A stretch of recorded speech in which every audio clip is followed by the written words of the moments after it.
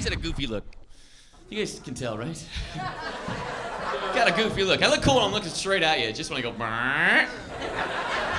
Look at that nose. It's a nose. Anybody else have a big nose here? Big nose person? What person? What? No way. No way. Turn to the side. Let me see you. Oh, that's nothing. You're beautiful. Oh my gosh. That's not a big nose. In a joust, I'd poke your eye out. That's a nose. You think it's big? You ever think about getting it fixed? Really? Oh, I hate when people say that. I hate when people go, oh, my nose is huge, but I love it. Not me. I'd get this thing fixed right away. This is how insecure I am. I actually went to a plastic surgeon. And I went to his office and I walk in there. I'm like, is there anything you do to shorten my nose? And without like trying to crack a smile, he's like, not in one session.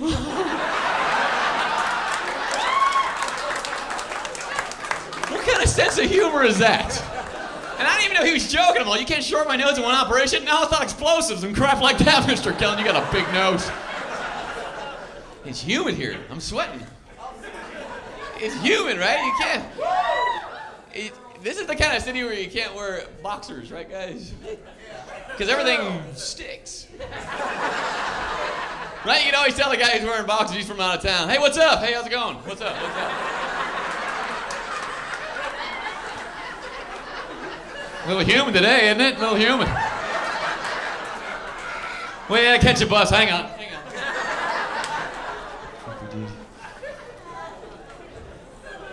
I've been traveling a little bit, trying to do some vacationing. And I went to Tijuana, Mexico. Who's been to Tijuana? Anybody been to Tijuana? A lot of people yet. That is a dirty, dirty town. But you go there for one reason. You just party your butt off, right? Everybody in Tijuana is loaded off their head. And I went to a disco there. And I walk up, this girl sitting in a bar stool, and she looks pretty cool to me. So I'm like, hey, would you like to dance? This girl says nothing to me. She just smiles.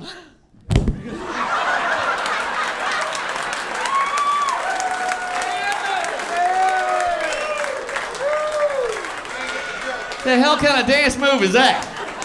And then she couldn't stand up. It's like her head was too heavy. She's like, I can't get up. I'm trying. Oh my God. I cannot stand up. I'm trying. Oh, I'm glad I picked her. She's a winner. Look at that one. And I'm thinking, hang on a second. I still got a chance with this chick. Hang on.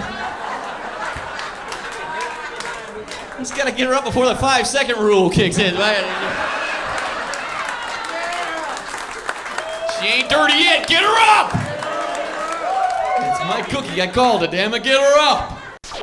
I was in Seattle. I did the Seattle Underground. Okay. I was there last week. And next week it's on to Vegas. Yeah. Are you going to be in Vegas? Yeah, I'll be in Vegas next week. I'll be at the Hilton. I'm opening up for George Lopez. Oh, wonderful. Good. Good for you. Well, paintball's cool because you get to shoot your friends. And it hurts.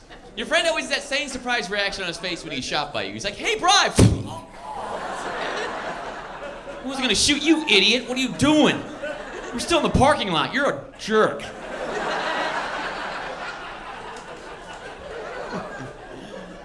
And before they send you out there, they give you the rule. They get you in a big huddle right before you go out in the field. And they give you the rules of the game. They go, okay, if you've been hit, if you find any ink on your body whatsoever, you got to raise that gun up really high, and you got to yell out, I'm hit!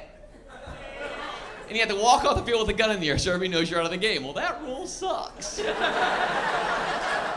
Of course, I'm the first guy to get shot. I get hit in the arm. I'm like, well, I guess I'm out of the game. Hey, you guys, I'm...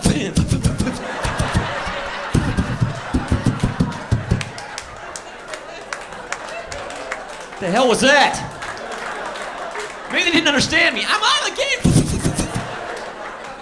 People don't care who wins that game. That's called a free shot to the idiot who doesn't know the belly crawl off the field. You get down. I'm like, hey, I'm out. What's going on? Guys on my own team, like, you sure you're out? You idiot.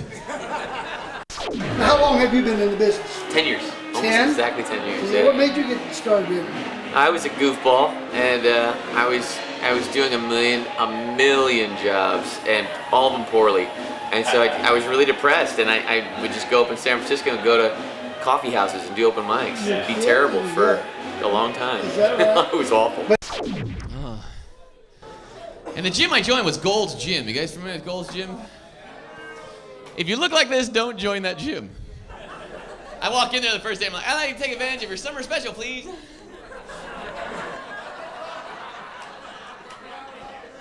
You guys are going to have to set you up with a personal trainer because you have no muscles on your body.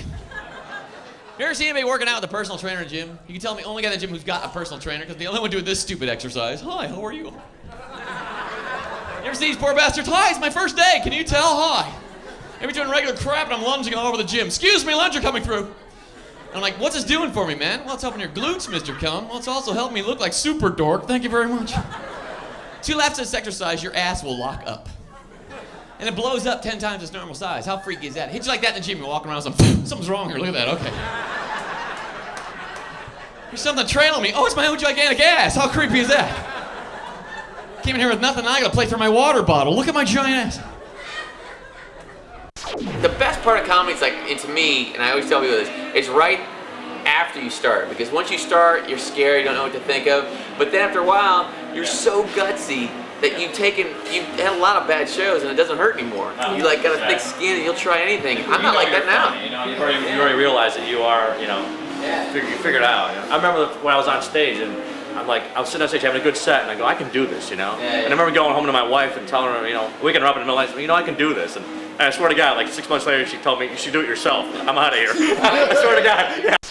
So I take it nothing makes you feel old. You know what makes me feel the oldest? When I look at old pictures of myself and my family, like in the 70s. I saw a picture of my family in this. Have you seen a picture of yourself or anybody in the 70s recently? What the hell were we thinking in the 70s? In the 70s, I was like in 6th and 7th grade, and in the 70s, I was a really good-looking chick. The Farrah Fawcett hairdo going on, remember that? And the Sean Cassie silky jacket. Remember how he shot for pants in the 70s? Remember that? Are these tight enough? I don't think these are tight enough. I mean, something better than that.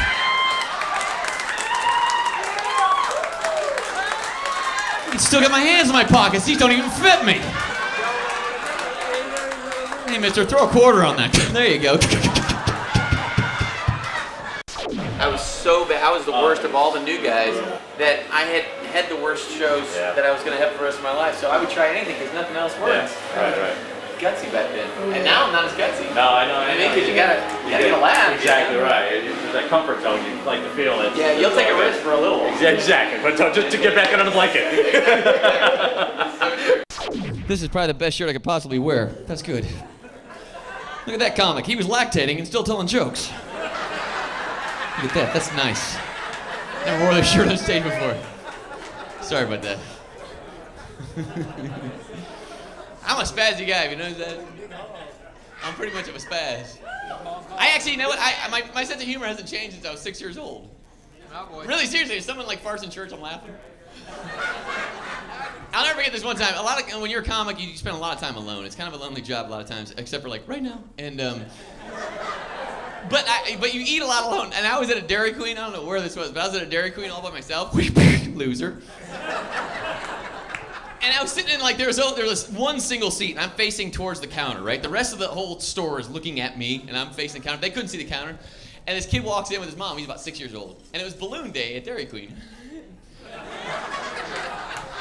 So she bought, like, an ice cream cone and gave him a big red balloon. And the first thing he did is he takes it, he puts it between his legs, and he goes, "Hey, Mom, look, I'm a baboon!" Which is hilarious. But I'm the only one who saw this, so I'm like passing a whole like root beer float through my nose. I'm like, and people are like, "What's wrong with that guy?" Baboon ass. Like, we should stick a wall in his mouth or something. Save him.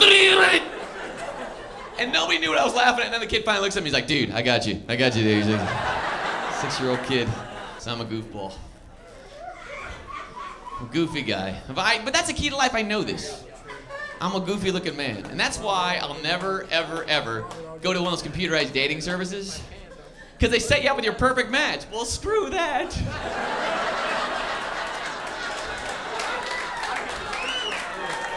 I don't even want to see my perfect match.